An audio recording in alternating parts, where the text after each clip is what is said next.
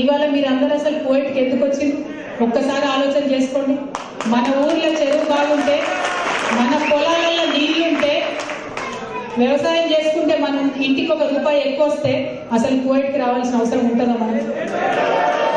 అదే ఆ అవసరాన్ని తీర్చాలనే ప్రతి ఒక్క మన పొలానికి నీళ్లు రావాలనే ఈ ప్రయత్నం మనం మొదలుపెట్టాం.